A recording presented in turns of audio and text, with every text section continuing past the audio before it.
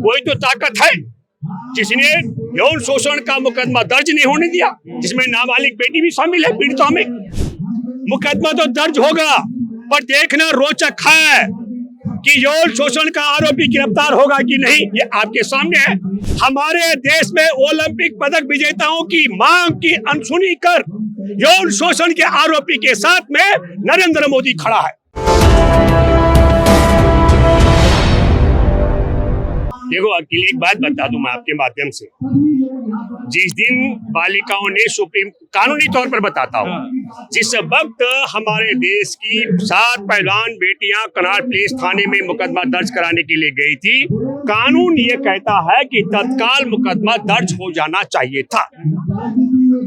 कोई तो ताकत है जिसने यौन शोषण का मुकदमा दर्ज नहीं होने दिया, जिसमें नाबालिग बेटी भी शामिल है पीड़ितों में। तब पहलवान लड़कियों की तरफ से सुप्रीम कोर्ट का दरवाजा खटखटाया गया। सुप्रीम कोर्ट ने भी बड़ी उदारता के साथ में 28 तारीख की डेट दी, और 28 तारीख से पहले मैंने कहा मुकदमा दर्ज होना है। पुलिस के ताकत नहीं है, पुलिस कानून की नौकर है। पर मैं हैरान हूं, सुप्रीम कोर्ट में बैठे जजों ने उन्होंने नजीर बना दी, जब देश में ओलंपिक विजेता पहलवान लड़कियों के यौन शोषण की शिकायत थाने में दर्ज न हो और उन्हें सुप्रीम कोर्ट का दरवाजा खटखटाना पड़े, और सुप्रीम कोर्ट के जज इतना बड़ा अपराध करने वाले पुलिस कर्मियों को बाईपास दे दे। सुप्रीम कोर्ट में बैठे जजों की जिम्मेदारी बनती थी तत्काल एफआईआर दर्ज न करने वाले पुलिस कर्मियों को दंडित करने का नजीर बनानी थी। हमारे देश में 140 करोड़ आबादी है। देश के अंदर अगर आप देखें बलात्कारियों का बहुत बड़ी कतार है, तो ओलंपिक पदक विजेताओं को पहले लिखित थाने में शिकायत देनी पड़े, सुप्रीम कोर्ट का दरवाजा खटखटाना पड़े। और तब मैंने कहा था सुप्रीम कोर्ट की सुनवाई से पहले मुकदमा तो दर्ज होगा, पर देखना रोचक है कि यौन शोषण का आरोपी गिरफ्तार होगा कि नहीं, ये आपके सामने है। 28 तारीख से लेकर आज 2 मई हो गई है, उस पर पास्को का बाल संरक्षण का भी कानून है, जिसमें मैं आपको बता दूं जमानत नहीं होती है गिरफ्तारी के बाद। और अब बड़ी रोचक बात आपको देखनी पड़ेगी, जब ये पहलवान लड़कियां यहाँ बैठी जनवरी में, तो ब्रजभूषण शरण सिंह ने चैलेंज किया। 20 जनवरी की बात कर रहा हूँ, ब्रजभूषण शरण सिंह ने ऐलान किया था, अगर मैंने मुंह खोल दिया तो सुनामी आ जाएगी। और अब सुप्रीम कोर्ट के आदेश के बाद, एफआईआर दर्ज होने के बाद, ब्रजभूषण शरण सिंह क्या कर रहा है? नरेंद्र मोदी, अमित शाह और नड्डा में से अगर कोई एक बोल देगा कि मैं इस्तीफा दूं, तब मैं इस्तीफा देने के लिए तैयार हूं। ऐसी स्थिति में आपको सोचना पड़ेगा कि क्या कारण है हमारे देश में ओलंपिक पदक विजेताओं की मांग की अनसुनी कर यौन शोषण के आरोपी के साथ में नरेंद्र मोदी खड़ा है, उसके साथ में अमित शाह खड़ा है, पूरी भाजपा खड़ी है। इसलिए नड्डा जो है इस्तीफा देने की बात नहीं कर रहा है। ये मैं नहीं कह रहा हूं। जिस दिन तुषार मेहता सुप्रीम कोर्ट में गया था, दिल्ली पुलिस के कई वकील होते हैं, हम पहली मर्तबा देख रहे हैं सॉलिसिटर जनरल यौन शोषण के आरोपी के पक्ष में और यौन शोषण की पीड़ित ओलंपिक पदक विजेता बेटियों के खिलाफ सुप्रीम कोर्ट में गया और क्या बोला था? पहले जांच पड़ताल होनी चाहिए, उसके बाद मुकदमा दर्ज होना चाहिए। ये तुषार मेहता के शब्द नहीं है। तुषार मेहता ऐसे संघ परिवार से नहीं है जिस तरीके की स्थितियां संघ परिवार की हैं। तब मैं ये कहना चाहता हूं।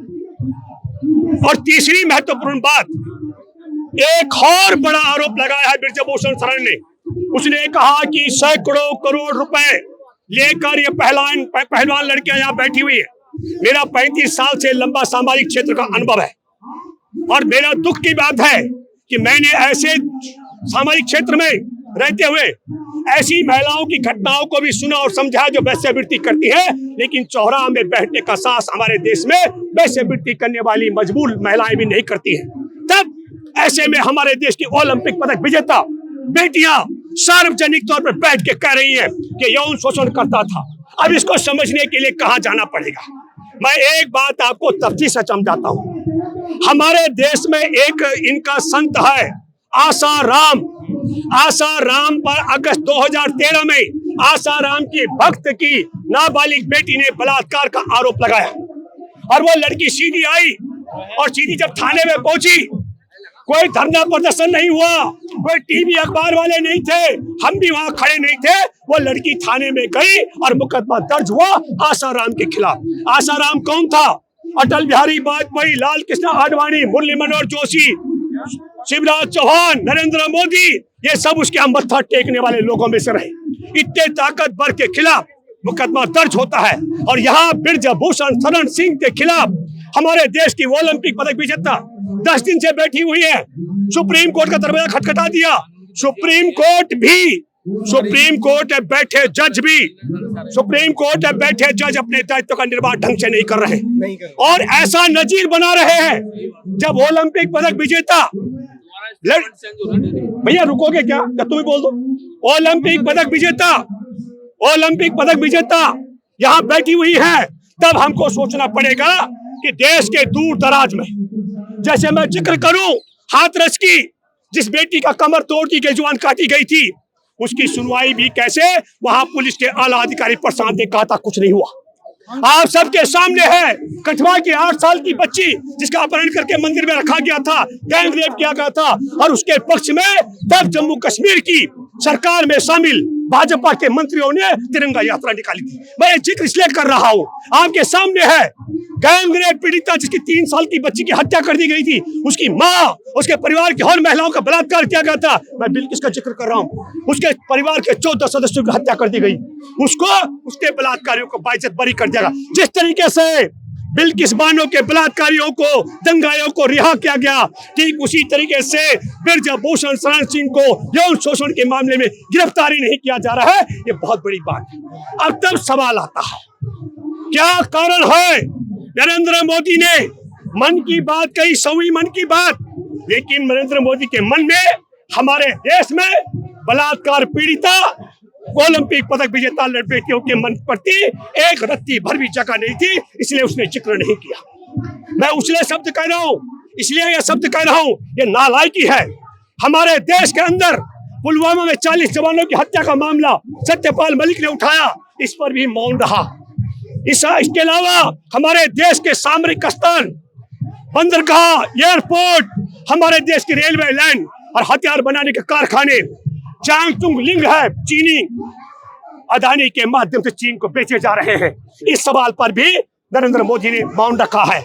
तो हम सोचना चाहते हैं, 3 अक्टूबर 2014 से जब से तुमने अपने मन की बात शुरू की, तब से लेकर चाहे तुम ओलंपिक पदक विजेता बेटियों के यौन शोषण की बात तुम नहीं सुनते हो, पुलवामा में जवानों की हत्या का मामला तुम नहीं सुनते हो, देश पर चीन का कब्जा हो रहा है तुम नहीं सुनते हो, हमारे देश में किसानों ने शहादत दी वो बात तुमको नहीं सुनाई देती है, हमारे देश में कोरोना को रोकने के लिए कमेटी बनी है, उस डॉक्टर ने कहा कि 96% भारत के 12 साल तक के बच्चों को कोरोना हुआ है, तुमने लॉकडाउन करके देश बर्बाद किया, इसमें सैकड़ों लोगों की जाने गई, ये तुम नहीं सुनते हो, हमारे देश में टैक्स पद्धति बदल करके तुमने देश बर्बाद कर दिया, ये बात तुमको नहीं सुनाई देती है। तब मैं कहना चाहता हूँ, एक बात आप सब लोग गांठ बांध कर सुन लो, देश का प्रधानमंत्री कभी झूठ नहीं बोल सकता है और संघ का प्रचारक रह चुका शख्स कभी सच नहीं बोल सकता है। ये मन की बात हमारे देश के प्रधानमंत्री के मन की होती तो ये बेटियों की बात जरूर करता,